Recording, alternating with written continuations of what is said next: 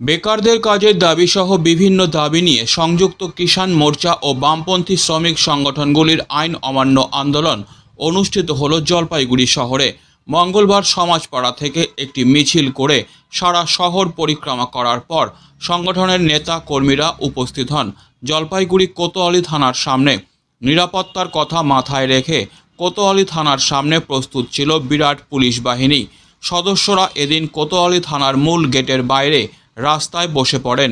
বেশ কিছুক্ষণ সময় ধরে চলে বিক্ষোভ স্লোগান। রাস্তায় বসে পড়ে অবস্থান চলায় অবরুদ্ধ হয়ে পড়ে থানা রোড।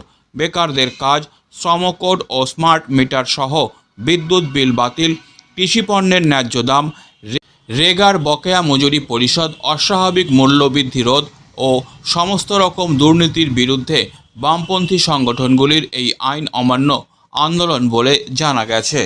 আজকে তো আইন অমান্য কর্মসূচি দীর্ঘদিন আগেই সংযুক্ত কিষাণ মোর্চা এবং কেন্দ্রীয় ট্রেড ইউনিয়নগুলোর যৌথ মঞ্চের সাথে ছাত্র, যুব, মহিলা সমস্ত বামপন্থী তাদের সকলে মিলে হচ্ছে গোটা পশ্চিমবঙ্গে। আসলে এই কর্মসূচিটা হচ্ছে গোটা দেশের কর্মসূচি।